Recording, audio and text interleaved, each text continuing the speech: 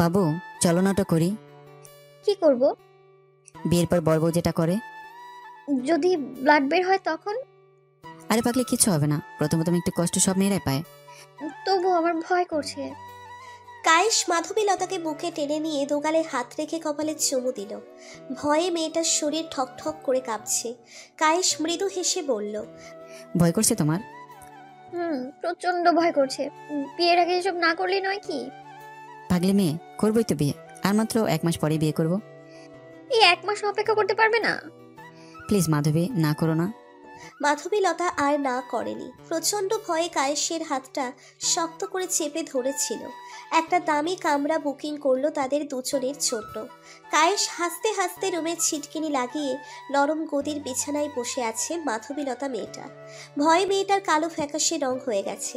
কায়েশ পাশে বসে হাতের উপর হাত রেখে বলল, শোনো, বলো।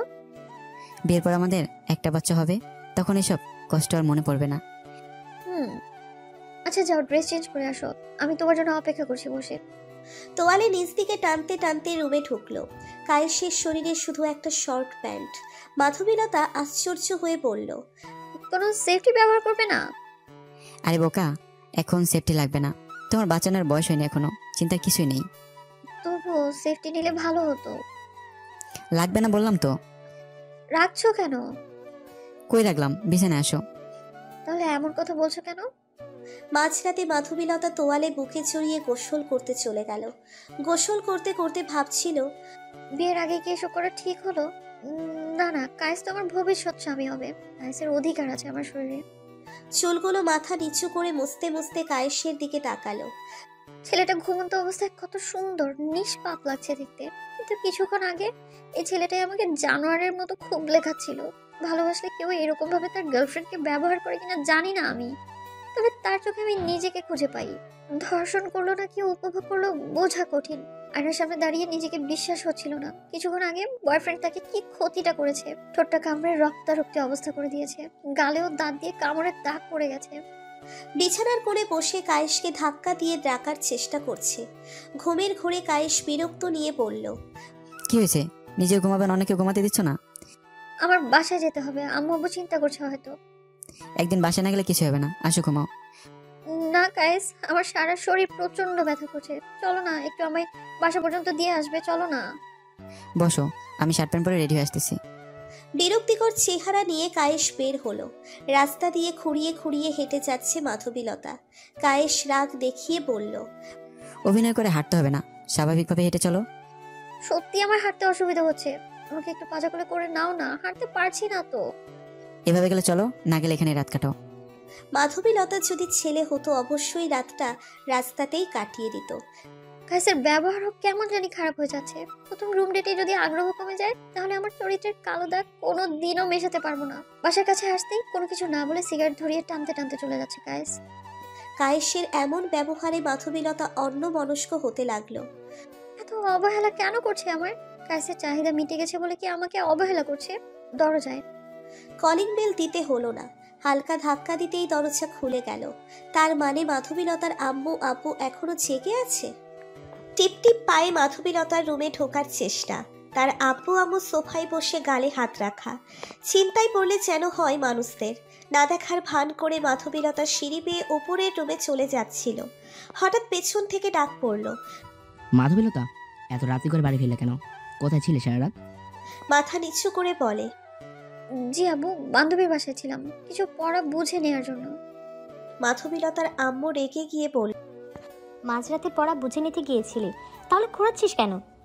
ও বকছো কেন? একটাই তো মেয়ে, হয়তো কোথাও পড়ে গিয়ে ব্যথা পেয়ে গেছে। যাও ঘুমিয়ে পড়ো, কাল তো কলেজ আছে, সকাল সকাল উঠতে হবে। তুমি আর লাইট দিও না। লাইট দিতে দিতে মাথায় তুলে ফেলেছো। বড্ড জেদি মেয়ে আমার, কোনো কথাই শোনে না। বাচ্চা মেয়ে বোঝে কম, একটু তো জেদি হবেই। সারা রাত জেগে কার সঙ্গে যেন কথা বলে, আর তুমি বলছো বাচ্চা মেয়ে। একটু বেশি খোঁজ খবর রাখতে হবে, বলা তো যায় না। হয়তো বান্ধবীদের সাথে কথা বলে, আমাদের মেয়ে মোটেও এরকম নয়, বুঝলে?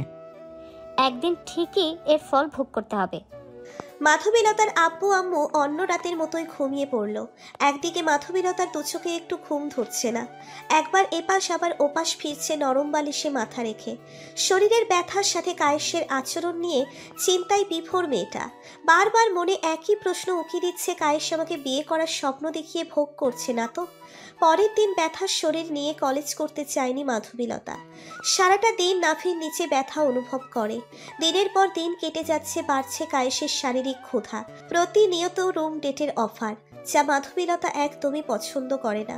সপ্তাহে 2-3 বার করে রুম ডেট। ভালোবাসার বদলে মনে হয় যেন ধর্ষণ করছে। একদিন প্রশ্ন করলো, মাধবী কি ভাবছো? 1 মাস হয়ে গেল, কিন্তু তুমি এখনো বিয়ে করতে চাচ্ছ না আমাকে। শুধুই কি দেহের লোভ তোমার? চাকরি পেলেই বিয়ে করবো। এনিওয়ে, তোমার চিন্তা করতে হবে না, তুমি শুধু আমাকে একটু আদরের স্পর্শ দিয়ে তাতেই চলবে। আদর নাকি দেহ ভোগ করার কথা বলছো তুমি? তোমার দিব্যি আমি তোমাকে বিয়ে করব, শুধু চাকরিটা পেতে দাও, তারপর দেখবে তোমাকে রাজরানী করে রাখবো। আমার দিব্যি কাটতে হবে না। এমন কোনো সময় নিজের জন্য আমার ব্যবহার করনি তুমি। পিরিয়ড চলাকালীনও তুমি আমার নর পশুর মতো ভোগ করেছো, কিছুই বলিনি, কারণ আমি তোমাকে ভালোবাসি। আমার চোখের জলেরও কোনো মূল্য নেই তোমার কাছে। ভালোবাসায় এ তো একটু একটু হবেই। বারবার ভালোবাসার দোহাই দিয়ে ছেলেটা মাধবীলতাকে বিয়ের নাম করে ধর্ষণ করে যাচ্ছে। এখন আর মাধবীলতাকে মেসেজ অথবা ফোন দেওয়ার গুরুত্ব মনে করে না। প্রতিদিন যদি একই খাবার বারবার দেওয়া হয় তাহলে সেটার প্রতি ঘৃণা ধরে যায়। তেমনি মাধবীলতার প্রতিও কায়েসের ঘৃণা ধরে গেছে। কিছুদিন আগে তার জন্মবার্ষিকী গেল, সেদিন রাত 4টে পর্যন্ত জেগে থেকেও কোনো মেসেজ ফোন পায়নি। মেসেজ ফোন করার থেকেও বড় কিছু আশা করেছিল, যা করলে মাধবীলতা আশ্চর্য হয়ে যাবে। বাধ্য হয়ে নিচে থেকেই ফোন দিলে ওপাশ থেকে নরম কণ্ঠে ভেসে আসলো, কাঙ্ক্ষিত নাম্বারটি এখন ব্যস্ত আছে। বালিশ চাপা শব্দহীন কান্না, আর কিছুক্ষণ পরেই ফোন অন করে দেখা কোনো মেসেজ আসলো কিনা। কাঁদতে কাঁদতেই ঘুমিয়ে যায় মেয়েটা। ভোর সকালে উঠে যখন আয়নার সামনে দাঁড়িয়ে দাঁত দেখতে দেখতে ব্রাশ করছিল, হঠাৎ করেই বমি বমি ভাব অনুভব করলো। হালকা মাথা ঝিমুচ্ছে, মনের ভেতর অজানা আতঙ্কের একটা ভয় কাজ করছে। কাজ বলেছে এই বয়সে বাচ্চা হবে না, কিন্তু এমন কেন লাগছে যেন পেটের ভেতর কেউ আসছে? মিথ্যে বলো না তো? মাধবীলতার আম্মুর রুমে হয়রানের মতো খুঁজতে লাগলো। প্লিলের পাতা পেয়ে ওড়নার নিচে লুকিয়ে এনে পানি দিয়ে সব কয়টা খেয়ে ফেললো। দিন দিন মাধবীলতার শরীর আরো গুরুতরভাবে অসুস্থ হতে লাগলো। দিনের অর্ধেক সময় বাসাতেই থাকার চেষ্টা করে, কারণ মাঝে মাঝেই সেন্স হারিয়ে যায়। মনের ভেতর একটাই ভয়, বাড়িতে কোনোভাবেই এই বিষয় জানতে দেওয়া যাবে না। শরীরটা বেশি খারাপ লাগায় কলেজ থেকে আজ বাসায় তাড়াতাড়ি ফেরার চেষ্টা করা। বাসায় এসে কলিং বেল বাজাতেই নিচে মাথা ঘুরে পড়ে যায়। মাধবীলতার আম্মু এমন অবস্থা দেখে মেয়েটার আব্বুকে ফোন দিয়ে ডাক্তারের কাছে আসতে বলে। ডাক্তারের রোগী দেখার রুমে 3 জনেই বসে আছে। মাধবীলতা লজ্জায় মাথা নিচু করে আছে। ডাক্তার প্রথমে বলল, আপনার মেয়ে কি বিবাহিতা? না, কেন? আপনার মেয়ের পেটে 7 মাসের বেশি সময় ধরে একটা বাচ্চা জন্ম নিছে। এমন কথা শুনলে যেন কোনো বাবা মায়েরই মনটা চাইবে মেয়েকে বিষ খাইয়ে মেরে ফেলি, কিন্তু কেউ সেটা করতে পারে না। হাজার হলেও সেটা তার সন্তান। মনে হচ্ছে আকাশ ভেঙে মাথায় চুরমার হয়ে পড়েছে। মাধবীলতার আম্মু মেয়ে হওয়ায় ভালো করেই জানে বাচ্চা নষ্ট করা যায়। ডাক্তারকে বলল, ডাক্তার, বাচ্চাটা নষ্ট করা যাবে না? আম্মু, ওটা আমার সন্তান, আমার পাপের শাস্তি। আমার সন্তান কেন পাবে? চুপ ডাইনি, নিজের সন্তান কাকে দাবি করছিস? ওটা একটা জারদ সন্তান, তোর পাপ কর্মের সন্তান। মাধবীলতা কান্না শুরু করে দিল। মাঝখানে ডাক্তার বলল, বাচ্চা এখনো নষ্ট করা সম্ভব না। আপনারা চাইলে কয়েক সপ্তাহ বাদে অপারেশন করাতে পারেন। এখন নষ্ট করলে মা এবং সন্তান দুজনেরই ঝুঁকি আছে। আমি আগেই সন্দেহ করেছিলাম তোমার মেয়ের পেট বেড়ে যাওয়া নিয়ে। না, তুমি বলেছিলে মেয়ে মোটা হচ্ছে। মোটা হলে কোনো মেয়েরই এভাবে পেট বেড়ে যায় না। মাধবীলতার বাবাকে ইঙ্গিত করে এসব কথা বলল। মেয়ের এরকম কাজে বারবার লজ্জায় মাথা নিচু হয়ে যাচ্ছে। লজ্জায় টকবক করছে বাবার চেহারাটা। টোল পড়া গালে লজ্জায় লাল দাগ, রং স্পষ্ট ছাপ। চেয়ারটা সরিয়ে দিয়ে উঠে গেল নিজস্ব গাড়িতে। এক হাতে ড্রাইভিং করছে, অন্য হাতে জ্বলন্ত সিগারেট। মাধবীলতা তার বাবার দিকে তাকিয়ে আছে। সে লোকটা তার মেয়ের মায়াবী মুখখানা দেখলে সিগারেটের কথা ভুলে যেত। অন্য দিনের মতো আজও মুখ থেকে টান দিয়ে নিয়ে বাহিরে ফেলে দিল। সাহস হয় কিভাবে তোর সিগারেট ফেলে দেওয়ার? আব্বু! গালে হাত রেখে কাঁদছিল মাধবীলতা। যে বাবা তাকে মামনি ছাড়া ডাকতো না, আজ তার মুখে তুই শব্দটা শুনে কান্না আটকাতে পারেনি। ছি, তোর মতো মেয়ে যেন কোনো বাবা মা না পায়। তুই হয়তো জানিস না, একটা বাবা মা তাদের সন্তানকে নিয়ে কত স্বপ্নই না দেখে থাকে। টপ করেই একটা ফোঁটা চোখের জল কালো ছুতোয় ছড়িয়ে পড়ে। সহজেই কোনো পুরুষ কাঁদে না। গাড়িটা থামিয়ে হন হনিয়ে বাবা মা বাসার ভেতরে চলে গেল। নীরব কান্নায় ভেসে দিচ্ছে নরম বালিশটা। সন্ধ্যা পেরিয়ে রাতের অন্ধকার নেমে এসেছে। রুমের সব লাইটটা বন্ধ করানো। পাগলের মতো ছুটে গেল মোবাইল ফোনের কাছে। কায়েশ বারবার মাধবীলতার ফোনটা কেটে দিচ্ছে। সে এখন অন্য মেয়ের জন্য ব্যস্ত। শেষে বিরক্ত হয়ে ফোনটা ধরেই মেজাজ দেখিয়ে বলল, তোমার কি কোনো কাজ থাকে না নাকি? সবসময় এত ফোন দাও কেন? আমাকে বিয়ে করতে পারবা? বিয়ে? কেন? তুমি তো আমার বিয়ের স্বপ্ন দেখিয়েছো, অনেক কিছু করেছো আমার সাথে। এখন আমার চরিত্রটা রক্ষা করো। কখন? দেখো, আমি সিরিয়াসলি বলছি, আমি প্রেগনেন্ট। তুমি বলো, এই সন্তানে কি করবা? আমি এখন বিয়েটি করতে চাই না। আর তুমি একটা চরিত্রহীন মেয়ে, আমার সাথে শারীরিক সম্পর্ক করতে পারলে অন্যজনের সঙ্গেও করতে। কায়েস, চিল্লাও কেন? বাচ্চা নষ্ট করে দিলে সমস্যার সমাধান হয়ে যাবে। কায়েশ ফোনটা কেটে দিয়ে সিমটাই ফেলে দিল। মাধবীলতা টেবিল ল্যাম্পের উপর পিল বড়ি দেখে হাতে নিতেই দেখলো আউট অফ ডেট হয়ে গেছে পিলগুলোর। সব বাবা মাই তার সন্তানের ভালো চায়। অবশ্যই মাধবীলতাকে তার বাবা মাও একটা সুযোগ দিতে পারে। টিপটিপিয়ে তার আম্মু আব্বুর রুমে চলে গেল। কয়েকটা নখ দিতেই ভেতর থেকে ছিটকিনি খুলে দিল। বিষণ্ণতা মুখে তাকিয়ে আছে তার আম্মু। জড়িয়ে ধরে কেঁদে দিল। আবার কাঁদছিস কেন? যা হবার হয়ে গেছে, আমরা একটা না একটা ব্যবস্থা করবই। সরি আম্মু। পাগলি মেয়ে, চোখের জল মুছ। সরি আম্মু, সরি আম্মু। এখন থেকে তোমরা যা বলবে তাই শুনবো। মাধবীলতার আম্মু আব্বু নিজস্ব কিছু কথা বলল। আব্বু নড়ে চড়ে বসলো। হুট করেই তার আম্মু বলল, তোর বাচ্চা হওয়ার ডেট আর কিছুদিন পর। আমরা জারজ বাচ্চাটা ফেলে দিতে চাই। না আম্মু, এসব কি বলো তুমি? হাজার হলেও এটা আমার সন্তান। তুমি কি আমায় মেরে ফেলতে পারবে? এই না বললি, যা বলবে তাই করব। আমার সন্তানকে আমি মারতে পারবো না। জারজ সন্তান, এই সন্তানের কি পরিচয় দিবি? যদি বড় হয়ে বাবার পরিচয় চায়, তখন কি জবাব দিবি? আমার সন্তানকে আমার পরিচয় বড় করব। লোক সমাজে কি পরিচয় বড় করবি? সবার তো আর জানার বাকি নেই তোর এসব নোংরামির ঘটনা জানার। আমি বুঝবো সেটা। তোর যা ভালো মনে হয়। ওই সন্তান যেন কোনোদিন আমাকে নানি ডাকে না, বিধাতার কাছে এইটাই চাওয়া। প্লিজ আম্মু, একটু চুপ করবা? যদি মেয়ে জন্মই না হতো, তাহলে হয়তো সমাজের সামনে মাথা নিচু করে হাঁটতে হতো না। আপু, তুমিও আমায় অবহেলা করছো। আমার একটা বন্ধু ছেলের সাথে বিয়ে ঠিক করছি। মাইনে অনেক ভালো। একবার বিয়ে হয়েছিল, বউ রেখে চলে গেছে। সংসারের কাজ তেমন তোকে কিছু করতে হবে না, শুধু একটা বাচ্চা মেয়ে আছে, তার যত্ন নিতে হবে। একটা ডিভোর্সি ছেলের সাথে বিয়ে? তো কি রাজকুমারের সাথে বিয়ে করতে চাচ্ছিস? মাধবীলতা দুহাত মুখে চেপে মাথা নিচু করে মুখ চাপা কান্না করছে। শুধু হু হু করে একটা শব্দ আসতেছে সোফায় বসা মাধবীলতার কাছ থেকে। মেয়েটা কয়েকদিনেই কেমন অগোছালো হয়ে গেছে। আগের মতো আর বাসায় দুষ্টুমিগুলোও দেখা যায় না। কলেজ থেকে এসেই আর বাচ্চাদের মতো তার আব্বুকে জড়িয়ে ধরে বাইনা করে না। আব্বু, আমার জন্য চকলেট আনো নাই কেন? আমি আর তোমার সাথে কথা বলবো না। মাধবীলতার আব্বু আর নিচু হাতে তুলে খাওয়াই না। যে মেয়েটা মার হাতে না খেলে ক্ষুধা মেটে না, সেই মেয়ে গত 2 দিন ধরে ঠিকমতো খাওয়া দাওয়া করে না। চুলগুলো শুষ্ক হয়ে গেছে। চোখের কোটরে চলে গেছে চোখের মণিগুলো। ঘন কালো দাগ চোখের নিচে। একটা মেয়ের সব থেকে মূল্যবান সম্পদ অহংকার, তার দেহ। আজ মাধবীলতা বুঝতেছে। নিচের রুমে বসে মাধবীলতা চিৎকার করে কান্না করছে। মাধবীলতার রুমের দরজায় ঠক ঠক নক পড়ল। ছিটকিনি খুলে দিতেই দেখতে পেল তার আম্মু। খুশিতে আত্মহারা হয়ে গেল মাধবীলতা।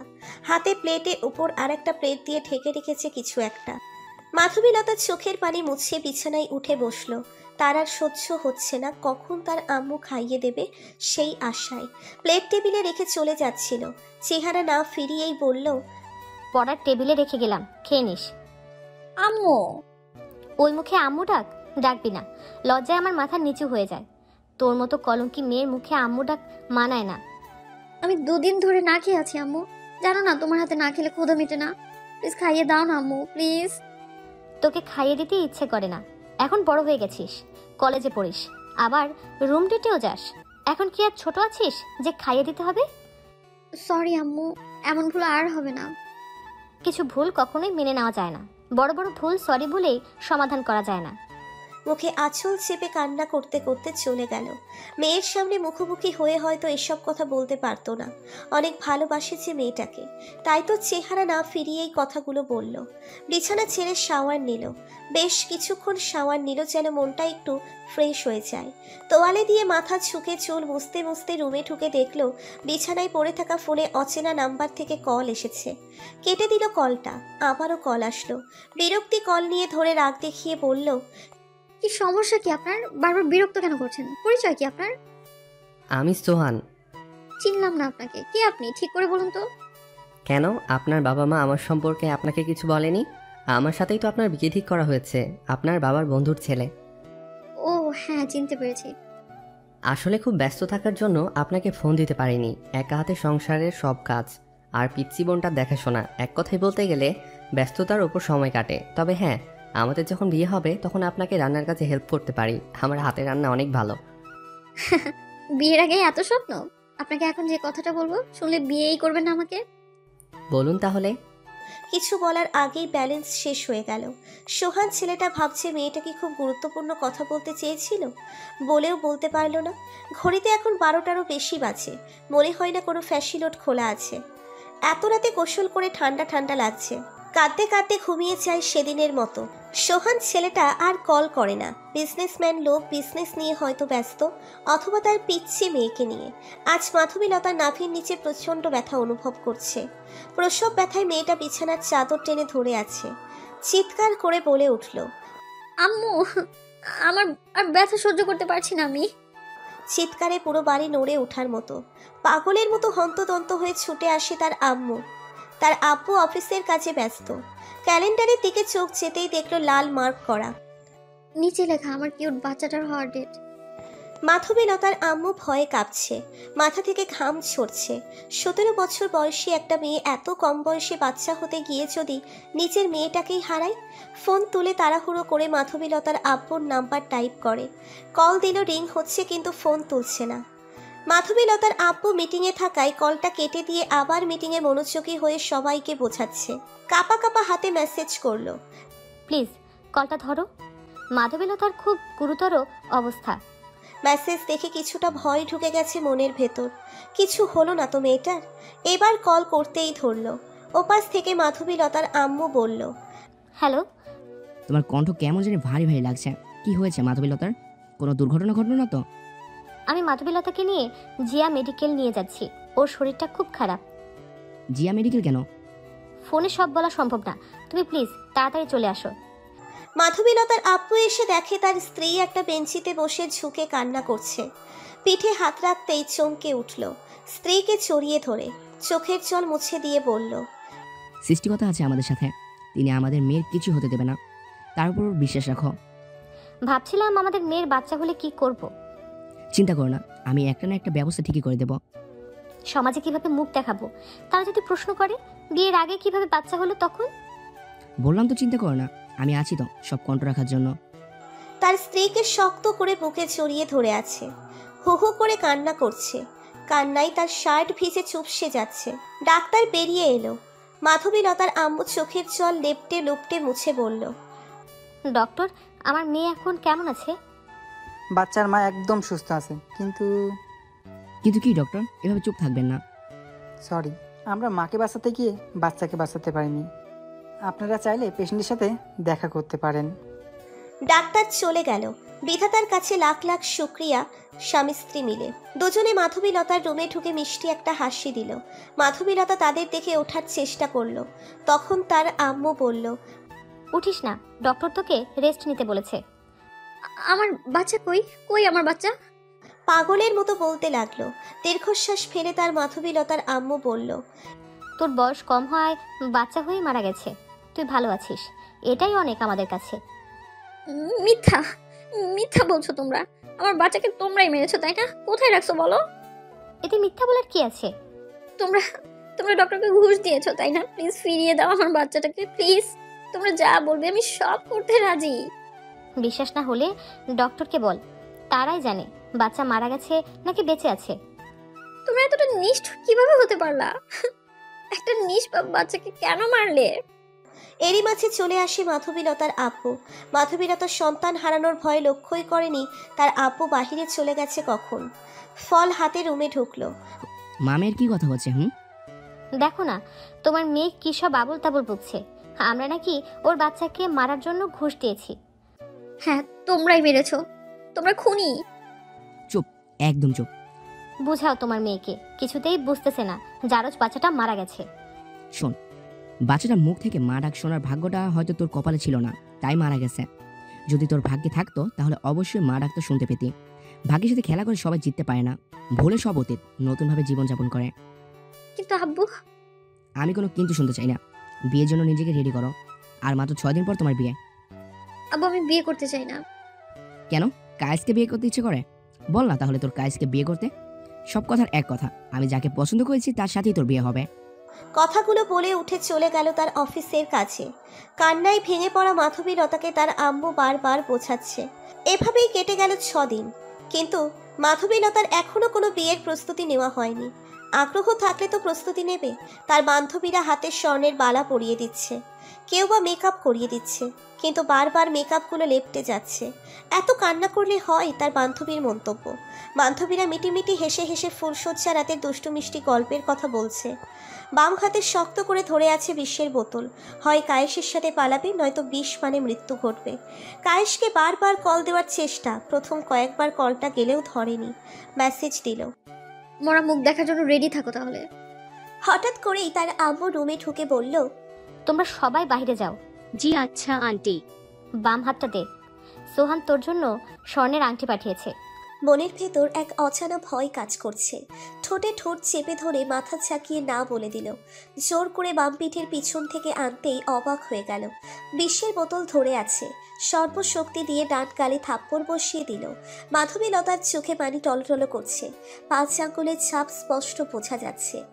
হারামজাদি, আত্মহত্যার চেষ্টা করিস? থাক বন্দি হয়ে রুমের ভেতর। বিয়ে না করে চেয়েও বিয়ে হয়ে গেল। বাসর ঘরে ঘোমটা দিয়ে বসে আছে মাধবীলতা। বুক ধুকপুক ধুকপুক করছে ভয়ে। সোহান রুমে ঢুকে ছিটকিনি লাগিয়ে দিল। ছিটকিনি লাগানোর শব্দে ঘোমটার আড়াল থেকে মুখ তুলে তাকালো সোহানের দিকে। গলা ছাড়িয়ে কাশি দিল। কিন্তু কোনো সারা শব্দ না পেয়ে সোহান ছেলেটা আশ্চর্য হয়ে মনে মনে ভাবল, অভদ্র পরিবারের মেয়ে নাকি, সালামও করলো না। বিছানায় উঠে বসে কাঁধে হাত রেখে বলল, আপনার কি নার্ভাস লাগছে? প্রথমবার সবাই নার্ভাস লাগে, তবে আপনার সবার মতো বাসরাত হবে না।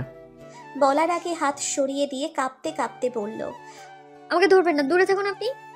ফুলশয্যার রাতে এমন কথা শোনার জন্য সোহান মোটেও প্রস্তুত ছিল না। মাধবীলতা এমন একটা কথা বলবে স্বপ্নেও কল্পনা করেনি। প্রথম সেদিন বিয়ের কথা বলা হয়েছিল, মাধবীলতা নামটা শুনেই মনে মনে ভাবে, বাহ, বেশ সুন্দর নাম তো, মাধবীলতা। যদি মধু নাম ডাকি তাহলে আরও সুন্দর মানাবে। তখন মাধবীলতার আব্বু হালকা ধাক্কা দিয়ে বলে, সোহান, তুমি কি কিছু ভাবছো? না আঙ্কেল, আমি বিয়েতে রাজি, যদি কোণে রাজি থাকে তো। ছবি না দেখেই পছন্দ করলে? তবে আজই বলো না কেন, মেয়ে আমার কিন্তু মাশাআল্লাহ দেখতে, ছবি দেখেও সুন্দরী। নিজের মেয়ের এরকম প্রশংসা শুনে প্রথম দিনেই খটকা লাগে। এত রূপবতী হওয়া সত্ত্বেও কেন আমার মতো ডিভোর্সি ছেলেকে পছন্দ করলো বিয়ের জন্য? সোহান নীরবতা ভেঙে বলল, ছবি দেখে বাহ বাহ দিতে চাই না, একসময় না হয় দেখা করব, আজ উঠি, একটা আর্জেন্ট মিটিং আছে। হঠাৎ করেই কাপা কাপা মেয়েলি কণ্ঠ সোহানের কানে আসলো। কল্পনাতে হিম হয়ে থাকা চোখ বাস্তবে ফিরে মাধবীলতার দিকে তাকালো। লাল বেনারসিতে পরীর মতো সুন্দর একটা মেয়ে তার কাছে বসে আছে। সোহানের বিশ্বাস হচ্ছে না 34 বছর বয়সেও এমন একটা ফুলের মতো মেয়ে পেয়েছে বউ হিসেবে। হাত বাড়িয়ে ঘোমটা তুলে দিয়ে অজান্তেই ঠোঁটের নিচে একটা চুমু দিতে গিয়েও থেমে যায়। মাধবীলতার ঠোঁটে আঙ্গুল চেপে পিছনে সরিয়ে দেয় মুখ। এসব কি করছেন? আমি আপনার বউ, কোনো পতিতা নই যে আমায় ভোগ করবেন আপনি। কিন্তু কেন? আমি আপনাকে স্বামীর অধিকার দিতে পারবো না। আর আপনার লজ্জা করে না এই বয়সে এত কম বয়সী মেয়েকে বিয়ে করতে? ছি! সরি, নিজের অজান্তেই চুমুটা দিয়েছিলাম। আমি বিয়ে করি আমার পিচ্ছি মেয়েটার জন্য। বিয়ের জন্য কেন? কিছু বুঝলাম না, পরিষ্কার করে বলুন। একদিন মাঝরাতে মাতাল হয়ে বাড়িতে ফিরে দেখলাম দরজাটা এখনো খোলা। নেশা করেন কেন? সম্পূর্ণ ঘটনা তো আগে শুনুন, তারপর প্রশ্ন। ভয় হলো মনে, পিচ্ছি মেয়েটার কিছু হলো না তো আবার। চিটকিরি লাগিয়ে দিতেই হু হু করে কান্নার শব্দ ভেসে এলো কানে। পিচ্ছি মেয়েটা ফ্লোরে বসে হাঁটুর সঙ্গে মাথা ঠেকিয়ে কান্না করছে। মাথায় হাত বুলিয়ে দিয়ে প্রশ্ন করেছিলাম, মামুনি কাঁদছো কেন? কেউ কি মারছে তোমায়? জড়িয়ে ধরে কেঁদে বলে, আব্বু তুই পচা কি সব খাও, আমি ওসব পছন্দ করি না। কিভাবে বলি এইটুকু পিচ্ছি মেয়েকে আমি ওর আম্মুর জন্য নেশা করি, আমাকে ছেড়ে অন্যজনের হাত ধরে পালিয়েছে। মুচকি এসে বলেছিলাম আর খাবো না। হালকা একটু মাথা তুলে বলে, প্রমিস করো। আবারও মুচকি হেসে বললাম প্রমিস, কিন্তু আবারও কান্না করা শুরু করে দিল। তখন বললাম, কাঁদছো কেন আবার? বললাম তো খাবো না।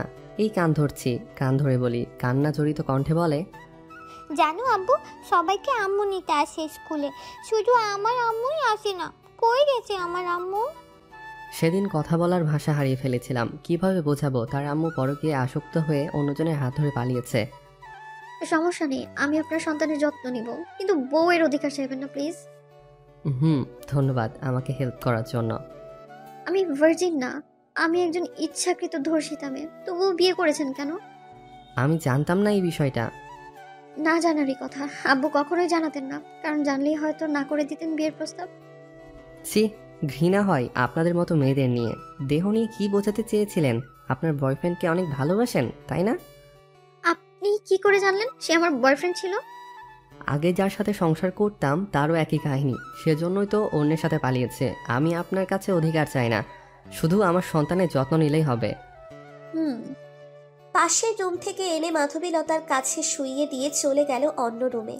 আর সবার মতো তাদের সেই রাতটি সুখের হয়নি, ভাগ্য ছিল না হয়তো। ঘুমের ঘোরে মাধবীলতা ছটফট করছে, কপাল বেয়ে চুইয়ে চুইয়ে ঘাম টপ টপ করে পড়ে বালিশ ভিজে যাচ্ছে। স্বপ্নে দেখছে তার আব্বু কালো কোট পরে দাঁড়িয়ে আছে জিয়া মেডিকেলে। ডাক্তারের সাথে কি নিয়ে যেন কথা কাটাকাটি হচ্ছে। পকেট থেকে 1000 টাকার 3টে বান্ডিল বের করে দিয়ে ডাক্তারের হাতে ধরে দিল। ডাক্তার মাথা চাকিয়ে না না বলছে আর হাত ঠেলে দিচ্ছে। আরও 2টা বান্ডিল পকেটে পুরে দিল। ডাক্তারের মুখে এবার মিষ্টি একটা হাসি ফুটে উঠল। ডাক্তারের পেছন পেছন তার আব্বু যাচ্ছে।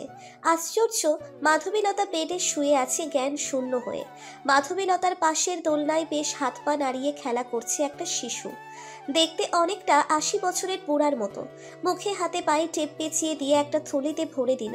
তার আব্বু হেঁটে যাচ্ছে বস্তি এলাকাতে, ডাস্টবিনে থলেটা ফেলে এদিক সেদিক তাকিয়ে চলে গেল। ঘুম থেকে ধর্মরিয়ে উঠে বসলো বিছানায়। চোখে হাত রাখতেই বুঝলো জলে ভেজে গেছে দু চোখ। পরদিন সকালে রান্নার কাজ শেষ করে যখনই তার নতুন মেয়েকে ডাকতে যাবে, তখন দরজার আড়াল থেকে ফিসফিসিয়ে কথা বলার আওয়াজ শোনে। দরজা হালকা ধাক্কা দিয়ে ভেতরে ঢুকে কোনো শব্দ ছাড়াই দেওয়ালের দিকে মুখ ঘুরিয়ে কথা বলছে তার পিচ্ছি মেয়েটা। হঠাৎ পেছন ফিরে তাকিয়ে বলল, নতুন, এই দেখো আমার বন্ধু। কিন্তু মাধবীলতা কিছুই দেখতে পারছে না। আর এই বাসায় 3 জন ছাড়া আর কেউ নেই বলেই মনে হয়, কারণ সোহান বলছে তার মা বাবা বলতে পৃথিবীতে কেউ নেই। তাহলে কার সাথে কথা বলছে? একটা পিচ্চি মেয়ে দেখতে পাচ্ছে, কিন্তু আমি কেন দেখতে পাচ্ছি না? আশ্চর্য করার মতো ঘটনা। আর বুঝলোই বা কি করে তার পেছনে দাঁড়িয়ে আছি? এসব চিন্তা মাথার ভিতর ঘুরপাক খাচ্ছে আমার। কথাগুলো মনে মনে বলতে বলতে নিচে নেমে এলো। অবৈধ সন্তান পেট থাকতে যতটুকু আবেগপ্রবণ হয়ে যায়, অথচ সৎ সন্তানের প্রতি একটু মায়া স্নেহ তার ভেতরে জন্মায়নি। ফুলশয্যার রাতে যখন সৎ মেয়েকে রেখে যায়, তখন থেকেই হিংসে হতো। কেন হিংসে হতো মাধবীলতা সেটার মানেই খুঁজে পাচ্ছে না। মাঝখানে বালিশ রেখে ঘুমিয়ে পড়ে মাধবীলতা। আহ বলে মৃদু গলায় ব্যথায় কোকিয়ে উঠল। পেঁয়াজ কাটতে কাটতে কখন সে নিজের আঙ্গুলটা কেটে বসেছে নিজেই বোঝেনি। মনে মনে গালি দিল, কি সব অলক্ষণে কাণ্ড ঘটছে এসব। কাল রাতের ভয়াবহ স্বপ্ন তার সকালে ঘটনা আবারও মাথায় চিনচিন ব্যথা অনুভব করলো মাধবীলতা। আজ আর রান্না করব না, বাহির থেকে খাবার অর্ডার দিলেই হবে। শরীরটা কেমন যেন ম্যাচ ম্যাচ করছে, মনে হয় একটু ঘুমের দরকার। সৎ সন্তানের রুমে ঢুকে দেখলো কার সাথে যেন এখনো কথা বলছে আর মিটিমিটি হেসে টেডি বিয়ার নিয়ে খেলা করছে। দরজায় দাঁড়িয়ে বলল, কি করছে আমার পিচ্চি আম্মুটা? এই তো আমার নতুন বন্ধুটার সাথে খেলা করছি। আম্মু আজ না আমার স্কুলে যেতে ইচ্ছে করছে না, আর একটু খেলি না প্লিজ। মনে মনে বললাম, কই নতুন বন্ধু? মেয়েটা মানসিক রোগী নাকি? কিসের শাস্তি দিচ্ছ আমাকে? তা বলে কি হবে? স্কুলে না গেলে স্যাররা বকা দেয় তো। চলো খাবে। স্কুল থেকে এসে তোমার সাথে খেলা করব। কথাটা বলে মাথা ঝুঁকিয়ে হেসে দিল। টেডি বিয়ার বিছানার উপর আছড়ে ফেলে দিয়ে মাধবীলতার হাতটা ধরে মুচকি হাসি দিয়ে মাধবীলতা গাল টেনে পড়ল। তোমার নাকি আম্মু? পিচ্ছিটা ভুরু বাঁকা করে তাকিয়ে রইল। কি ক্যারেক্টার মাইরি, তাই না? নিজের সন্তানের নামটাও জানে না, আবার নিজের সন্তান ভাবলেও ভুল হবে সৎ সন্তান। ভুরু টান টান করেই বলল, জেনিফা? অনেক মিষ্টি নাম রাখছে তো তোমার আপু। জি না, এই নাম আমার দাদু ভাই রেখেছে। শান্তভাবেই সকালের নাস্তাটা শেষ করে স্কুলে রেখে আসে জেনিফাকে। ফিরে এসে জেনিফার রুমটা পরিষ্কার করতে চায়। বাচ্চা মেয়ে রুমটা হয়তো অগোছালো থাকে, সেটা ভেবেই রুমে ঢুকেই ভয়ে বুক কেঁপে ওঠে। জেনিফাকে স্কুলে রেখে আসার আগে টেডি বিয়ারটা তো এরকম ছিল না। টেডি বিয়ারটাকে দেখে মনে হচ্ছে কেউ জানোয়ারের মতো ছিঁড়ে ছিঁড়ে খেয়েছে। রাগ হলে যেমন হয় তেমন দেখাচ্ছে। সব রাগ টেডি বিয়ারের উপর ছাড়লো। ক্রিং ক্রিং শব্দে মাধবীলতা চমকে গেল। সোহানের কল স্ক্রিনে ভাসতেছে। নিজেকে শান্ত করে কলটা ধরল। হ্যালো সোহান, কিছু বলবা? আশ্চর্য, কথা না বলে রেখে দাও, এভাবে বিরক্ত করো কেন? না মানে? কি না মানে? রাখছি। আরে আরে থামুন, আমি মেয়ের প্রতি একটু নার্ভাস ফিল করি। আজ আসতে অনেক রাত হয়ে যেতে পারে। তো জেনিফাকে একটু কাছে কাছে রাখবেন, বিশেষ করে ছাদে একদমই যেতে দিবেন না। টুট কলটা ওপাশ থেকে কেটে দিল। সোহান ছেলেটা একরাশ লম্বা নিঃশ্বাস ছেড়ে কাজে মনোযোগী হলো। খুব শীঘ্রই রাত হয়ে গেল। অবশ্য রাতে ডিনার করার সময় মাধবীলতা একটা বিষয় লক্ষ্য করলো। কার সাথে যেন জেনিফা আবারও কথা বলছে, তবে সাধারণভাবে নয়, রাগী মেজাজ নিয়ে। ডিনার শেষ করে শুয়ে পড়ল বিছানায়। জড়িয়ে ধরে দুটি ছোট হাত দিয়ে জেনিফা। ঘুমের ভেতর থেকেই শরীরটা ঘামতে শুরু করলো। চিৎকার করছে কিন্তু কোনো শব্দ বের হচ্ছে না। একটুও নড়তে পারছে না মাধবীলতা। ঘুটঘুটে অন্ধকার রাজ্যে মনের ভেতর অজানা এক ভয়ের আতঙ্ক। একটা বৃদ্ধা বাচ্চা জেনিফার সামনে দাঁড়িয়ে, পাটা ছোট আর একটা বড়, ইয়া বড় বড় নখ, চোখ দুটো সম্পূর্ণ কালো, যা সাধারণ মানুষের হয় না। হঠাৎ ছোট ছোট হাতগুলো হয়ে ক্রমশ সরু আর লম্বা হচ্ছে, হাওয়াতে সাপের মতো এঁকে বেঁকে ভাসতেছে। কিছু বুঝে ওঠার আগেই বৃদ্ধ বাচ্চাটা লম্বা হাত দিয়ে গলায় পেঁচিয়ে ধরল। দম যেন আটকে যাচ্ছিল, হাত ছাড়ানোর চেষ্টা করছে, কিন্তু বৃদ্ধ বাচ্চার শক্তির সঙ্গে কিছুতেই পেরে উঠছে না। চেহারায় সেই ভয়ঙ্কর হাসি গলা শুকিয়ে কাট করে দিচ্ছে। অবাক করা ব্যাপার হলো, বৃদ্ধ বাচ্চাকে দেখতে কিছুটা 80 বছরের বুড়োদের মতো। অবাক করিয়ে দিয়ে বাচ্চাটা শরীর থেকে সম্পূর্ণ শক্তি শুষে নিচ্ছে। কপালের ভাঁজগুলো মিশে যাচ্ছে, আর আমি একটু একটু করে বৃদ্ধ হয়ে যাচ্ছি। বৃদ্ধ বাচ্চা এক যুবকে রূপান্তরিত হয়ে আশ্চর্য করে দিল। উঠে দাঁড়ানোর শক্তিটুকু হারিয়ে ফেলছে সে। মাজা কোমরে বাতের ব্যথার মতো অনুভূতি বুঝতে পারল। ফ্রক টেনে ছিঁড়ে বুকের উপর ধারালো খোঁচা খোঁচা নখ ডেবে দিচ্ছে। চিৎকার করতে গিয়েও গলা দিয়ে কোনো শব্দ বেরুচ্ছে না। আঙ্গুল কামড়ে ধরে কষ্ট সহ্য করছে।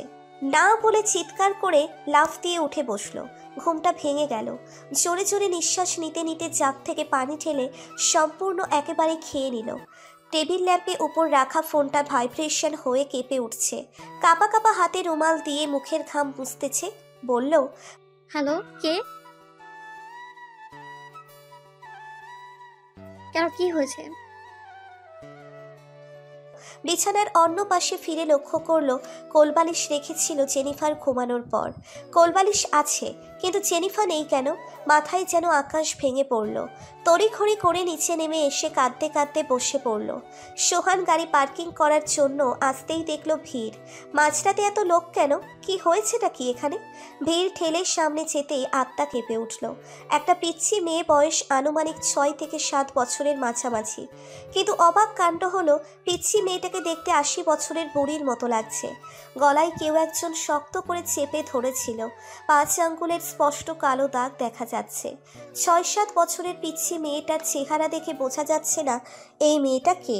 কোকড়ানো চুল সাদা হয়ে গেছে, চেহারায় বৃদ্ধদের মতো বয়সের ভাঁজ পড়ে গেছে। বুকের উপরে ধারালো কিছু দিয়ে ভেতর থেকে হৃৎপিণ্ডটা ছিঁড়ে বের করে নেওয়া হয়েছে। পাশে রক্তে ভেজা হাতের আঁচড়ের চিহ্ন। জীবনের মায়া কার না থাকে। অনেক চেষ্টা করেও মেয়েটা নিজেকে বাঁচাতে পারেনি। হাউমাউ করে কেঁদে দিল। এ যে তার নিজেরই দুষ্টু মেয়ে জেনিফা। দেখে চিনতেই পারেনি এটা তার আতুরে দুষ্টু মেয়েটা। বোঝা মুশকিল ৮০ বছরের বুড়ি নাকি ৬-৭ বছরের পিচ্ছি মেয়ে। বাসায় ফেরার সময় অনেকগুলো চকোলেট এনেছিল তার আদরের মেয়েকে দেবে বলে। চকোলেট পেয়ে খুশি হবে, তারপর জড়িয়ে ধরে গালে পাপ্পি দিয়ে কোলে বসে বলবে, আব্বু আব্বু একটা গল্প শোনাও না। আচ্ছা, এই মাধবীলতা মেয়েটার বাড়ির দরজায় পা রাখার পর থেকে কী সব অশান্তি আসছে আর আসছে। প্রথমত ভার্জিন না, তারপর আবার বিজনেসে অনেক বড় ক্ষতি, ব্যবসায় লাভ ক্ষতি হবে, কিন্তু আজ মাধবীলতার জন্য নিজের মেয়েটাকে হারালাম। পিচ্ছি মেয়েটার কি দোষ ছিল? তাকে কেন মাধবীলতার পাপকর্মের ফল ভোগ করতে হলো? সান্ত্বনা দিয়ে মাধবীলতা সোহানকে তাদের বাসায় রেখে আসে। ডাইনিং টেবিলে সোহান অন্যমনস্ক হয়ে শার্টের হাতায় চোখের জল মুছতেছে। প্লেট হাতে মাধবীলতা সোহানের সামনে দাঁড়িয়ে বলল, খেয়ে নিন, ডিম ভাজি করছি। হারে একটাও কথা বলবি না। আচ্ছা, তোর কি একবারও লজ্জা করলো না নিজের পাপ কর্মের শাস্তি একটা বাচ্চা মেয়েকে ভোগ করাতে? যেদিন যেদিন তোর মুখ দেখে অফিস গিয়েছি, প্রতিটা দিনই বিজনেস ডিল ক্যান্সেল কেন হয়? ঝনঝন শব্দে রুমটা ভরে গেল। প্লেটের সব কিছু ফ্লোরে পড়ে মাখামাখি অবস্থা। সোহানের মনটা চাচ্ছে পারলে একটা লাথি দিই, মেয়েদের সম্মান দেওয়ায় লাথি মারতে পারল না। যাওয়ার আগে সোহান শুধু একটা কথাই বলল, পারলে ভোর হওয়ার আগে নিজের মুখটা না দেখালেই খুশি হব। যত সব কোথা থেকে এসেছে যে পৃথিবীতে ভাগ বসায়। সকাল সকাল ঘুমচড়িত চোখে বিছানায় হাত বুলিয়ে দেখে তার বউ পাশে নেই। কই গেল মেয়েটা? যাই হোক, ভালোই হয়েছে, আপদ বিদেই হয়েছে। মেয়ের চিন্তায় ব্রাশ করেনি। সারা রাত কান্না করে 4:30 ঘুম চোখে নেমে আসে। গোসল করে ঠিক 10টায়। মেয়ের দাফন কাজ শেষ করে। বাসায় ঢোকার পর লম্বা করে কেউ একজন বাথরুমে কাপড় চোপড় ধুচ্ছে। সোহান কিছুক্ষণ ভাবতে থাকে, কাছের বুয়াকে তো কাল সকাল থেকে জয়েন করতে বলেছি, তাহলে কাপড় চোপড় ধুচ্ছেটাকে? ওকে দিয়ে দেখে মাধবীলতা বাথরুমে। রেগে গিয়ে বলে, তোকে না বলেছি আমাকে তোর মুখ দেখাবি না? কোথায় যাব? যেদিকে দু চোখ যায় সেদিকে চলে যা, তবুও তোর অভিশপ্ত মুখ আমাকে দেখাবি না। একটার একটা বিপদ লেগেই থাকে তোকে দেখলে।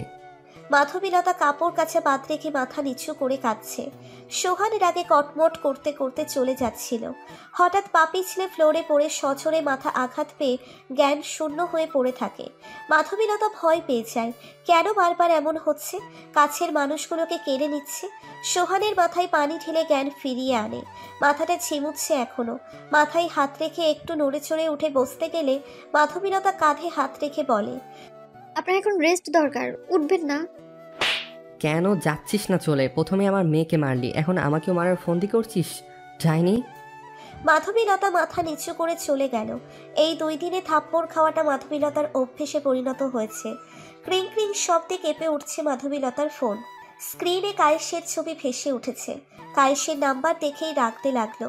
কলটা কেটে দিল, কিন্তু না, এ যেন থামার কোনো নামই নেই। সাইলেন্ট করে রাখলো ফোন। এবার আর কোনো কল আসেনি, সরাসরি একটি ভিডিও মেসেজ আসলো। ভিডিওটা দেখে মাধবীলতা শুকনো ঢোক গিলল। নিচে থেকেই কায়েসকে কল করলো। গাইস, তুমি কি চাও? এভাবে ব্ল্যাকমেইল কেন করছো? আর এই ভিডিওটা এবার কখন করলে তুমি? গোপনে করে রেখেছিলাম, যদি হঠাৎ ক্ষুধা লাগে তখন তো তোমাকে দরকার পড়বে নাকি? ক্ষুধা লাগে মানে? আমি কি পতিতা যখন ইচ্ছে ব্যবহার করবে আমায়? তা ঠিক জানি না, তবে সেলিব্রিটি না হতে চাইলে আরেকটি বার তো বিছানা আসতেই হবে। কি সব আবল তাবল বকছো তুমি? আমার বিয়ে হয়ে গেছে, আমার এখন একটা সংসারও আছে, তুমি প্লিজ ডিলিট করে দাও। আফসোস, কাল সকালে যখন ইউটিউবে দেখবে তোমার আর আমার উলঙ্গ ভিডিও, হয়তো তোমার লাশ ফাঁসিতে চলবে, নয়তো নষ্ট মেয়ে নামে এলাকায় ফেমাস হয়ে যাবে। একবার ভেবে দেখো, যুবক থেকে শুরু করে বয়স্ক লোক তোমার উলঙ্গ দেহ দেখবে আর মজা নেবে। তার থেকে ভালো আরেকটি বার। আমি রাজি। কোথায় দেখা করবে তাহলে? রেস্টুরেন্টে নাকি বাসায়? তুমি আমার বাসায় আসো। কোনো চালাকি চলবে না কিন্তু, তাহলে ভাইরাল করে দেবো। কিছুক্ষণ নীরবতা রেখে কায়েস ওপাশ থেকে বলে উঠল, না না, সকালে কেন আসবে? তখন আমার স্বামী বাসায় থাকে। তুমি পারলে 12টার দিকে আসো, তখন ফ্রি থাকবো। কেন, তোমার কি অফিস নেই নাকি? তুমি কি আমার বিয়ে করতে চেয়েছিলে? চাকরি পেলে অথচ মাঝখান দিয়ে আমার সংসারে অশান্তি সৃষ্টি করলে। মাঝে মাঝে না মনের মাঝে প্রশ্ন জাগে, তুমি শুধু ব্যবহারের জন্য ভালোবাসতে, তাই না? হ্যাঁ, ব্যবহারের জন্য ভালোবাসতাম। আমি অন্যজনকে ভালোবাসি। তাকে বিয়ের প্রস্তাব দিলে তার বাবা মা বলে যেদিন নিজে পায়ে দাঁড়াতে পারবে সেদিন বিয়ে করার স্বপ্ন দেখবে। জানিস মাধবী, সেদিন অনেক অপমান হয়েছিলাম। তোর থেকে যতগুলো টাকা নিয়েছি সব দিয়ে চাকরির ব্যবস্থা করেছি। ঘুষ ছাড়া এখন কে চাকরি মেলে? আমাকে ছাড়া অন্য কোনো মেয়ে পেলে না? আমাকে কি তোমার শিকার বানাতে হলো? কি অপরাধ ছিল আমার? রাখ, মানে কার উপর রাখছিল? তোর উপর রাখছিল, খুব অহংকার ছিল তোর। অহংকারের কারণে মাটিতে পা পড়তো না। একসময় তো সরি বলেছি সবাইকে। সেটাও না, মনে পড়ে প্রথম দিনের কথা? নতুন নতুন কলেজে ভর্তি হয়েছি, ধাক্কা লেগেছিল, বড় মাঠে থাপ্পড়টা মেরেছিলি, সেই প্রতিশোধের আগুন জ্বলছিল। শুধুমাত্র একটা থাপ্পড়ের জন্য এইভাবে আমায় কলঙ্কিত করলে? নিজেকে নষ্টামি মনে হয় নিজের কাছেই। আর আমি এখনো কলেজের মাঠে মাথা নিচু করে হেঁটে যাই, মনে পড়ে যায় পুরাতন কথাগুলো। আবারও সিগারেট খাচ্ছ? তোমাকে না বলেছি সিগারেট খাবে না, আমার এসব পছন্দ না। তো তুমি কিভাবে জানলে আমি সিগারেট খাচ্ছি? আমি যে ভালোবাসতাম তোমায়, আমার মন বলে দেয় তোমার সব কষ্টের কথা। দেখ, আমাকে নিজের চলনামী জাদুতে ফেলিস না। বিছানায় আসার কথার মাঝে এসব কেন টানছিস? হুম, তাহলে কাল দেখা হবে, এখন রাখি। শোনো, তোমার বিয়ে হয়েছে ওই মেয়েটার সাথে? আমরা অনেক সুখে শান্তিতে সংসার করছি, আর কিছুদিন পর আমি বাবা হব। বউ থাকতে আমি কেন? একটা জিনিস কি প্রতিদিন খেতে ইচ্ছা করে, নারীদের প্রতি সব পুরুষেরই একটু হলে আকর্ষণ থাকে। জানোয়ারের বাচ্চা, আল্লাহ তোদের একদিন না একদিন ধ্বংস করবেই। মাধবীলতা কাঁদতে কাঁদতে কথাগুলো কায়েশকে উল্লেখ করেই বলল। ওপাশে কায়েশ হা হা করে হেসে দিয়ে কলটা কেটে দিল। কায়েশ আবার কিছুটা নাস্তিক টাইপের লোক। মাধবীলতা ডাইনিং টেবিলে বসে ঘুমুচ্ছে। সোহান কলিং বেল বাজাতেই মাধবীলতা ঘুমের হাই তুলে বলে, বাইরে কিছু খেয়েছেন? টলো টলো করে মাধবীলতার চোখে চোখ রেখে তাকিয়ে থাকে। আজ হঠাৎ এত ভালোবাসা? খোঁজ কেন নিচ্ছে? চেয়ার টেনে টেবিলে বসে সোহান। মাধবীলতা প্লেট উপর থেকে সরিয়ে নেয়, খাচ্ছে। মাধবীলতা তখন বলে, কালকে অফিসে যাবেন নাকি মিটিং আছে? হঠাৎ এমন প্রশ্ন কেন? না, এমনি বললাম আর কি। আর একটু ডাল দেবো? কাল থেকে আর রান্না করতে হবে না। এই পোড়া ডিম ভাজি আর টলটলে পানির মতো ডাল খেতে ইচ্ছে করে না। নতুন কাজের বউ আসবে, সেই এখন থেকে সব কাজ করে দেবে। হুম, আচ্ছা, একটা কথা বলি, কিছু মনে করবেন না। বলেন। বেশ কিছুদিন ধরে উল্টোপাল্টা স্বপ্ন দেখছি। আমি আবার ভূত পেতে ভয় করি। কিছু মনে না করলে বিছানাটা দুজনে শেয়ার করতে পারি? না না, রাগ করবেন না, মাঝখানে কোলবালিশ রাখবো। সমস্যা নেই, তবে ধরার চেষ্টা করবেন না। চাদরটা দুজনের হচ্ছিল না। সোহান লাজুক ছেলে, লজ্জা বেশি পায়। গটিসুটি হয়ে বাচ্চাদের মতো ঠকঠক করে কাঁপতেছে ঠান্ডা বাতাসে। মাধবীলতা সেলিংয়ের দিকে তাকিয়ে ভাবছিল কিছু একটা। সম্পূর্ণ চাদর তার গায়ে জড়িয়ে আছে। সোহানের এমতো অবস্থা দেখে বাচ্চারার প্রতি মায়া হলো। মাঝখান থেকে কোলবালিশ সরিয়ে দিল। কাঁপতে কাঁপতে জড়িয়ে ধরল মাধবীলতাকে। উষ্ণ গরম অনুভব পেয়ে আরও এটে সেটে গেলে মাধবীলতার সাথে। ঘুমন্ত অবস্থায় কাউকে এভাবে জাগানো উচিত নয়। একটু তো সহ্য করতেই হবে, এমন দুষ্টুমি যেহেতু বিয়ে করাবো। কিন্তু এটা একটু বেশিই হয়ে গেল না? মাধবীলতার বুকে মাথা রেখে ঘুমুচ্ছে। এক ঝটকায় সরিয়ে দিল সোহানকে। ধপাস করে পড়ে গেল ফ্লোরে। মাথায় ব্যথা পেয়ে আউচ শব্দটা বের হয়। মাধবীলতা ধমকানি দিয়ে বলে, ভারী অসভ্য তো আপনি, একা মেয়ে পেলেই সুযোগ তুলতে চান। দেখুন ম্যাডাম, আমি হয়তো ঘুমের মাঝে বুকে রেখেছি, তাই বলে এভাবে কেউ নিচে ফেলে দেয়? অদ্ভুত মেয়ে আপনি। ওয়েট, তার মানে আপনি ইচ্ছে করে বুকে মাথা রেখেছেন? তা না হলে জানলেন কিভাবে বুকে মাথা রেখেছে? এইটা তো বদ অভ্যাস, বুকে মাথা রেখে ঘুমানো। বিয়ে করেছি, এইটুকু সহ্য করতে পারবে না? অন্য কোনো ক্ষতি করব না, প্রমিস। শুধু বুকে মাথা রেখে ঘুমাবেন, তার বেশি কিছু না। বিছানায় শুয়ে চাদর চড়িয়ে বলে, একটু জড়িয়ে ধরি, নয়তো শীত করবে। মাধবীলতা অপেক্ষায় আছে কখন সোহান অফিসে চলে যাবে। বুকের ভেতর একটা ভয় কাজ করছে। যদি ধরা পড়ে যায় কায়েশের সাথে অবৈধ সম্পর্ক করার সময় যা করতে হবে গোপনেই কাজটা শেষ করে দিতে হবে। আয়নার সামনে দাঁড়িয়ে সোহান টাই বাঁধার চেষ্টা করছে। না হচ্ছে টাই বাঁধা। পায়ের পাতায় ভর করে টাই হাতের নাগালে আনার চেষ্টা করছে। সোহানের বুকের নিচে পড়ে থাকে মেয়েটা। হাত ঝটকানি দিয়ে সরিয়ে দিল টাই। রাগে গিয়ে বলল, বাহ, রাতে জড়িয়ে ধরে ঘুমানো আর দিনে অবহেলা, এসবের মানে কি? মানে একদম ক্লিয়ার, আমার কোনো স্বামীর অধিকার চাই না। তার মানে কি সব ব্যবহারের জন্য ছিল? কাল রাতে যেগুলো হয়েছিল সাধারণভাবে ছেড়ে দিব? কাল রাতের কথা ভুলে যাও, অজান্তেই হয়ে গেছে। আর হঠাৎ এত ভালোবাসা দেখানোর মানে কি বুঝি না। কাজের বুয়া আসলে সব কাজ বুঝিয়ে দেবে। টাই ঠিক করতে করতে চলে যাচ্ছে সোহান। দরজার কাছ থেকে না যেতেই আবারও কলিং বেল বেজে উঠল। মাধবীলতার রাগ হচ্ছে অনেক। কে আবার আসলো? কায়েশ আসলো না তো? কিন্তু এত তাড়াতাড়ি তো আসতে বলিনি আমি। দরজা খুলে দিল একটা বস্তির মেয়ে দাঁড়িয়ে আছে। টসটসা লাল ঠোঁটে পান চিবুচ্ছে। পান চিবুতে চিবুতে মৃদু হেসে বলল, আপা, আপনি কি সোহান সাহেবের বউ? কিন্তু আপনার পরিচয়? আমি নতুন কাজের বুয়া। সাহেব আজ থেকেই কাজ শুরু করার কথা বলছে। তা কি কি কাজ পারো? ঘর মোছা থেকে কাপড় চোপড় ধোয়া সব পারি। শোনো, ভদ্রতার সাথে কাজ করবা, কোনো ক্ষতি হলে বেতন থেকে কাট করবো। আর আমার অনুমতি ছাড়া আমার রুমে আসবে না। দরকার পড়লে নিজেই রুম পরিষ্কার করবো, কিন্তু তোমার আসতে হবে না। কেন আপা? মুখের উপর কথা বলো কেন? আমি যা যা বলবো তাই করতে হবে। যাও, এখন থেকেই কাজে লেগে পড়ো। আর বাসি থালা বাসনগুলো ধুয়ে রাখো, তারপর সব রুম মুছে দেবে। মাধবীলতার রুমে এসে দরজা চেপে দিয়ে ফোনটা হাতে নিয়ে কায়েসের নাম্বারে একটা মেসেজ করলো। এখন আসতে পারো, ফ্রি আছি। সোহান চলে গেছে, তবে সাবধানে আসবি, নতুন কাজে বয়ে রাখছে। মেয়েটা একটু চতুর টাইপের। ওকে। পিছনের দরজা দিয়ে আসবা, আমি কোনো রিস্ক নিতে চাই না। কায়েস বাইকে বসে যাচ্ছে। আর সহ্য হচ্ছে না অপেক্ষা।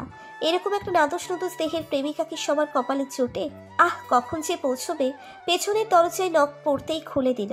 মাধবীলতা কায়েসকে বলে জুতো ভেতরে নিয়ে আসতে, দেখে ফেললে সমস্যা হয়ে যাবে। জুতো না খুলেই কায়েস ঝাঁপিয়ে পড়ে। থামিয়ে দিয়ে বলে, না কাজ থামো, ভিডিও ডিলিট করো আগে, তারপর যা খুশি করতে পারো, আমি বাধা দিব না। প্লিজ আমাকে আর থামিও না, আমি তোমাকে ভালোবাসার রঙে রাঙিয়ে দিতে চাই। আগে ভিডিও। কথা বলা শেষ করার আগেই থামিয়ে দিয়ে গোলাপি ঠোঁটের সাথে নরম ঠোঁট লাগিয়ে দেয়। ভালোবাসার টানে দুজনেই সাড়া দিচ্ছে। মাধবীলতা মাতাল হয়ে যাচ্ছে কায়েসের ভালোবাসায়। নিজেকে একটু একটু করে কায়েসের কাছে সঁপে দিচ্ছে। যদি এটা অবৈধ না হতো তাহলে হয়তো অনন্তকালের জন্য ভালোবাসত। বুকের ভেতর আগলে ধরে পিঠ খামচে ধরে কায়েসের। এদিকে কায়েসের কোনো ভ্রুক্ষেপ নেই, তার পিঠ পেয়ে রক্ত পড়ছে কিনা। চুলগুলো মুঠিতে ধরে ঠোঁট কামড়ে ধরে আছে। কাজল কালো রেশমি চুলের খোপা খুলে দিতে কোমর ছুঁয়ে গেল লম্বা চুলে। পিঠের উপর থেকে চুল সরিয়ে দিয়ে চুমুতে ভরিয়ে দিচ্ছে। ঠোঁটের শীতল স্পর্শে মাধবীলতা বারবার কেঁপে উঠছে। কাজের বুয়া রুম মুছতে মুছতে হঠাৎ মাধবীলতার রুমে উকি দেয়। জি জি মেম সাহেব এসব কি করছে? ফেরেশতার মতো একটা ভালো স্বামী থাকতে অন্য একটা ছেলের সাথে পরকীয়া করছে। হঠাৎ করেই দরজায় পা পিছলে পড়ে যায়। দরজাটা সম্পূর্ণ খুলে গেল। দুজনেই একে অপরের দিকে তাকিয়ে আছে। বিছানায় এলোমেলো হয়ে থাকা চাদর দিয়ে নিজের দেহ ঢাকছে মাধবীলতা। তোতলাতে তোতলাতে বলে, তোমাকে বলেছি না আমার রুমে অনুমতি ছাড়া আসবে না? জানো আমি তো চাইলে তোমার চাকরি বাতিল করে দিতে পারি। কাজের বুয়া ভয়ে ভয়ে ফ্লোরে অস্বাভাবিকভাবে বসে আছে। যদি কোনো ক্ষতি করে তার। তোমার দুটি পায়ে পড়ি, প্লিজ এসব কথা কাউকে বলো না। আপনি আমার বড় বোনের মতো। আমার বোন হলে গালে নিজে 2টা থাপ্পড় দিয়ে দিতাম। কত টাকা লাগবে আপনার? আপনার নাকি একটা পিচি ছেলে আছে, তার পড়ালেখার খরচ দেবো আমি। গরিব হতে পারি কিন্তু লোভী নয়। বিশ্বাস করুন আমি বাধ্য হয়ে করছি, কারণ আমায় ব্ল্যাকমেইল। ঠিক আছে, আমি এই বিষয়ে সাহেবকে কোনো কথা বলবো না। আপনারা বড়লোক মানুষ, অনেক কিছুই করতে পারেন, তবে আমাকে এর মাঝে জড়ায়েন না। কাজের বুয়া নিজের কাজে আবারও ব্যস্ত হয়ে গেল। মাধবীলতা ছিটকিনি লাগিয়ে দিয়ে বলে, গাইস এখন তো ভিডিওটা ডিলিট করো প্লিজ। কিছু করতে পারলাম না, ডিলিট কিভাবে করি? তুমি বরং আরেকটু বার সময় খোঁজো। আমার ভয় করছে, সোহান যদি বুঝে ফেলে। যে ছেলে তার বই শরীরে হাত দিতে ভয় করে তার দ্বারা এসব সম্ভব না। তোমার মনের মতো একটা মানুষ আছে, তাহলে আমায় ব্যবহার করে লাভটা কি? কায়েস কিছু না বলে শুধু মাধবীলতাকে বুকে টেনে নিয়ে ঠোঁটে লম্বা একটা চুমু দিয়ে ছেড়ে দিয়ে শার্টের বোতাম লাগাতে লাগাতে চলে যায়। এবার পিছনের দরজা দিয়ে নয়, সামনের দরজা দিয়েই চলে যায়। দরজাটা লাগিয়ে দিয়ে মাধবীলতা কাজের বুয়ার কাছে দাঁড়িয়ে বলে, আপনার নামটা যেন কি? সুকিনা। কেন বলেন তো? এমনি জিজ্ঞাসা করলাম, এই আর কি। আপনার হাতের কাজগুলো অনেক ভালো দেখছি, থালা বাসনের মুখটা পর্যন্ত দেখা যাচ্ছে। মালকিন, এটা টিভির অ্যাড না। মিথ্যা কথা না বলে কি বলবেন বলেন। আপনি সত্যি বলবেন না তো? বিশ্বাস রাখতে পারেন। আচ্ছা আপনি কাজ করুন, আমি গোসলটা সেরে আসি। কেমন যেন ঘাম ঘাম গন্ধ বেরোচ্ছে। আচ্ছা আপনি যান, আমি সব কাজ করে দিচ্ছি। আর মালকিন, আমার আজ একটু আগেই ছুটি লাগবে। প্রথম দিনই আচ্ছা, যখন লাগবে আমাকে বলে চলে যাও। জি আচ্ছা মালকিন। মাধবীলতা লম্বা একটা শাওয়ার নেয়। শাওয়ারের নিচে দাঁড়িয়ে চোখের পানি ফেলতে ফেলতে ভাবে, আমার জন্য কতগুলো জীবন নষ্ট হচ্ছে, শুধু একটা প্রেমের জন্য সব কিছু হারাচ্ছি। তবু কেন বারবার কায়েসের জন্য ভালোবাসা জাগে? হয়তো প্রথম প্রেম, তাই ভুলতে পারছি না। সকিনা, সকিনা, এই সকিনা। সামনে এসে দাঁড়াতেই মাধবীলতা বলে, আপনাকে না দুপুরের খাওয়াটা টেবিলে রেডি রাখতে বলেছি। কখন বললেন মালকিন? আমার যতটুকু মনে পড়ে আপনি কখনোই বলেন নাই। সরি, মনে ছিল না, কিছু মনে করবেন। বাংলাতে কথা বললেই খুশি হয়। সরি ফরি বুঝি না, আমরা মূর্খ মানুষ, ওসব বুঝি না। তাড়াতাড়ি খেতে দাও। আচ্ছা মালকিন, আপনার ওসব করতে লজ্জা করলো না? আপনার তো স্বামী আছে। চুপ করো। কেন মালকিন? ছুটি লাগলে নিয়ে নাও, কিন্তু একই কথা বারবার বলবে না। কাজের বুয়া টোপলা ভর্তি করে নিয়ে গেল ছেলের জন্য। মাধবীলতা নিজের রুমে এসে ভর দুপুরে ঘুমোলো। যখন ঘুম থেকে উঠল তখন রাত অনেক বেজে গেছে, প্রায় 12টার কাছাকাছি। একাধারে কলিং বেলের শব্দ শুনে মনে পড়ল সোহান এখনো ফেরেনি। সোহান কি তাহলে কলিং বেল বাজাচ্ছে?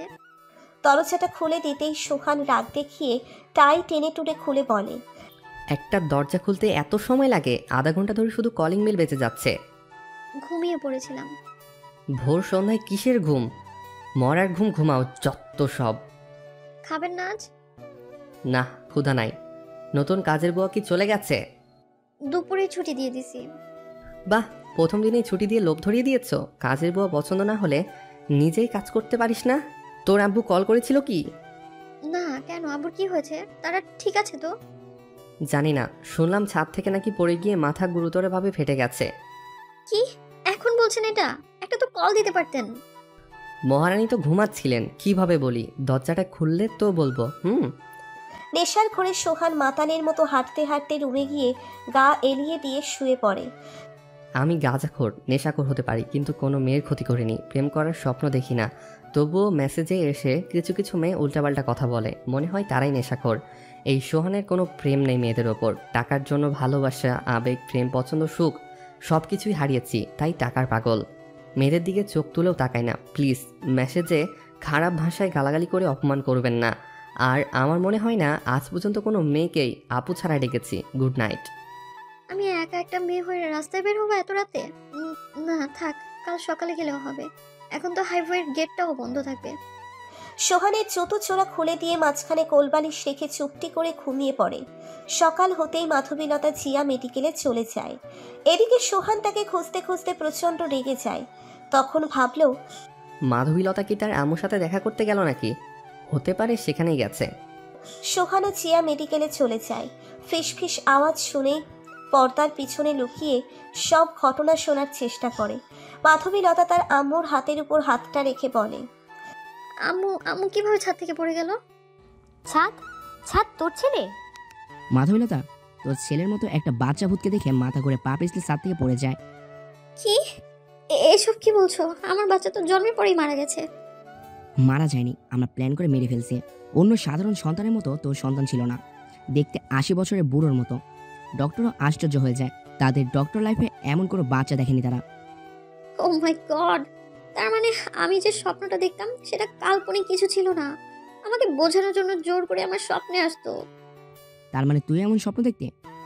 এখন আমার কি হবে? মাধবীলতার মনে ভয় ধরে গেল। কিছু কিছু বুঝতে পারছে একটার পর একটা দুর্ঘটনা ঘটার পিছনে কারণটা কি। প্রথমে জেনিফা আম্মু টাকার জন্য মারা গেল, এরপর সোহানের বিজনেসে অনেক বড় ক্ষতি। যদি মেরে ফেলা না হতো তাহলে এসব হতো না। মাধবীলতা বলে ওঠে, তোমাদের একটা ভুলের জন্য সবার ক্ষতি হচ্ছে। কি দোষ করেছিল বাচ্চাটা? বাচ্চা না মেরে ফেললে তোকে বিয়ে দিতে পারতাম না। কেন? কি এমন দরকার ছিল মেরে ফেলার? ওইটুকু বাচ্চা যদি একটুও মায়া লাগেনি তোমাদের? আমাকে পারতে মেরে ফেলতে? না, মায়া জন্মায়নি, কারণ দেখতে একদমই মায়াবী ছিল না, বুড়োদের মতো দেখতে ছিল। তাহলে এমন একটা কাজ করবে? হ্যাঁ করেছি, বাধ্য হয়ে করতে হয়েছে। সোহান তোকে বিয়ে করতো না যদি তোর বাচ্চা হতো। কন্ট্রাক্ট পেপারে সাইন করতে হয়েছে। কোনোদিনও তুই কোনো সন্তান নিতে পারবি না, কারণ জেনিফা। আমাকে কেন এসব বলো নাই? বলার প্রয়োজন বোধ মনে করিনি, সেজন্য বলিনি। পর্দার আড়াল থেকে সোহান বেরিয়ে আসতেই বাবা মেয়ে দুজনের চোখের দিকে তাকালো। মাধবীলতার আব্বু সোহানের কাঁধে হাত রেখে বলে, জামাই বাবা কখন আসলে? থাক, আর ভালোবাসা দেখাতে হবে না, হাতটা সওয়ালেই খুশি হব। বোঝার চেষ্টা করো প্লিজ। কি বোঝানোর চেষ্টা করব? হায়, আপনার নষ্টা মেয়ে যে কিনা অন্যজনের সঙ্গে বিছানা শেয়ার করে, সেটা না হয় বাদ দিলাম, কিন্তু আপনার মেয়ের বাচ্চা হয়েছিল সেটাও বলেননি আমাকে। এইটুকু তো বলতে পারতেন। আমি কি আপনাদের মতো জানোয়ার?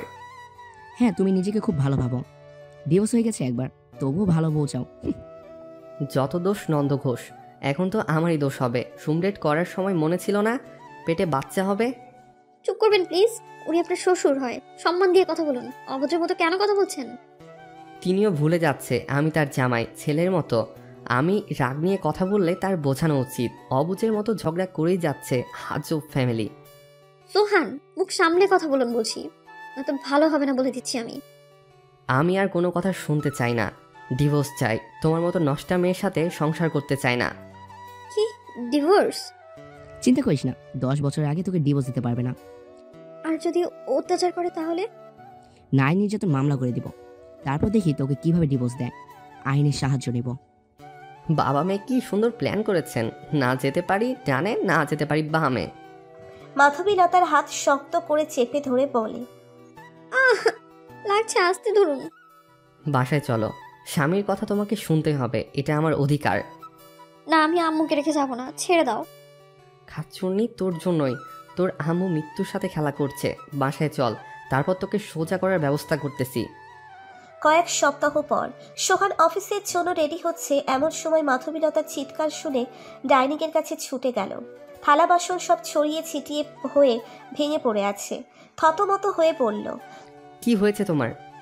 প্রসব ব্যথার মতো ব্যথা লাগছে, কিছু একটা করো প্লিজ, ব্যথা মরে যাচ্ছি। সোহান 5 কোলা করে তুলে নিয়ে ডাক্তারের উদ্দেশ্যে বলল। বাহিরে বসে সোহান অপেক্ষা করছে, মাথায় কি সব চিন্তা ভাবনা ঘুরপাক খাচ্ছে। এখনো পর্যন্ত দুজনে পাশ ঘেঁষেও বসেনি। তাহলে কিভাবে পেটে বাচ্চা আসতে পারে? আগে রিপোর্ট আসুক, তারপর বোঝা যাবে কিভাবে কি হলো। এখন এসব না ভাবলেই ভালো। ডাক্তার রুমের ভেতরে ঢুকলো, কিছুটা রাগী চোখ নিয়ে তাকিয়ে বলে, মেয়েটা আপনার কে হয়? কেন? হাস্যকর বিষয় হলো, মেয়েটার পেটে এর আগেও একটা বাচ্চা পাওয়া গেছে। কাইস নামে ছেলেটার ডিএনএর সাথে মিলে গেছে। এবারে অন্যজনের ডিএনএর সাথে মিলে গেছে। 2 মাস আগে বাচ্চা হয়েছে। কিন্তু আশ্চর্য হওয়ার মতো ঘটনাটা হলো, ডাক্তার কিছু বলতে গিয়েও আটকে গেল, কপালে এক বিন্দু ঘামের ফোঁটা। সোহান তখন বলে, চুপ করে থাকবেন না, তারপর বলুন। ভাবছি এই 2 মাসে কিভাবে 7 মাসের একটা সন্তান হতে পারে। এক্সরেতে বাচ্চাতে দেখে চমকে যায়। কেন? সাধারণ কোনো বাচ্চার মতো না, মনে হচ্ছিল যেন রঙিন ছবি। দেখতেও 80 বছরের বুড়োদের মতো ছবি। Delivery late? আজকে ক্যাশ কাউন্টারে 10,000 টাকা জমা দেবেন। ওকে। সোহানের যেন কোনো আগ্রহই নেই, অফিসের কাজে ব্যস্ত। তার মনে একটাই রাগ, স্বামীকে যে সুযোগটা দিল না, অন্যজনকে আগেই দেওয়া হয়ে গেছে সেটা। ওদিকে মাধবীলতা বারবার নার্সদের ডেকে ডেকে সোহানের কথা জিজ্ঞেস করছে। 5ম বারের মতো ডাক দিতেই নার্স রাগে টকবগে হয়ে বলল, কি সমস্যা কি আপনার? সোহান নামে কেউ কি এসেছিল? বলছি তো, আসলে বলে দিব, আর মনেও হয় না আসবে। কানটা ঝালাফালা করে দিল। মেয়েটা যত সব পাগলের দল আমার কাপলেই জোটে। সোহান 10,000 টাকা ক্যাশ কাউন্টারে জমা দিয়ে মাধবীলতার কাছে আসে। মাধবীলতা হাতের ইশারায় কাছে ডেকে বলে, পাশে বসবে, একটু কয়েক মিনিট সময় দেবে? বলেন। ক্ষমা করে দাও প্লিজ, তোমার মতো একটা ভালো ছেলের অনেক ক্ষতি করে ফেলেছি। আরে না না, ক্ষমা চাইছেন কেন? এখনো আপনি করেই বলছেন? জানো, আমার কেন জানি মনে হচ্ছে আস্তে আস্তে আমার সময় কমে যাচ্ছে। সোহান কিছু না বলে বাহিরে গিয়ে বসে। চিন্তা একটু একটু তো হচ্ছেই বটে, পায়চারি করছে এদিক সেদিক। হঠাৎ একটা রক্ত ভেজা দেহ, সাদা ধবধবে শার্টটা ভিজে লাল হয়ে গেছে, মুখের এক পাশটা খারাপভাবে থেতলে গেছে। বাবা মা গলা ফাটিয়ে চিৎকার করে কায়েশ কায়েশ বলে ডাকছে। সোহান ভাবল, এইটা কি সেই কায়েশ? মাধবীলতা দেখলে তো খুশির ঠেলায় আত্মহত্যা করে বসতো যদি এটা কায়েশ হতো। অপারেশন থিয়েটার থেকে ডাক্তার বেরিয়ে আসলো, চোখে মুখে সোহানের চিন্তার ভাঁজ। ডাক্তারের চেহারাটা কেমন হতাশা প্রকাশ করছে। এখনই হয়তো মুভির মতো বলবে, সরি, আমরা আপনার স্ত্রীকে বাঁচাতে পারিনি। এদের হয়তো একবার বাংলা সিনেমায় চান্স দেওয়া উচিত। তখন ডাক্তার বলে ওঠে, সরি, আমরা আপনার স্ত্রীকে বাঁচাতে পারিনি। বাচ্চাটার কি হলো? কথাটা শুনে ডাক্তার নিজেই ভয় পেয়ে গেছে। ডাক্তার জীবনে এমন রোগী দেখেনি। বাচ্চা এক্সরেতে ঠিকই ছিল, কিন্তু মরা একটা বাচ্চা হলো, তাও বুড়োদের মতো দেখতে। সাথে সাথে মাও মারা গেল।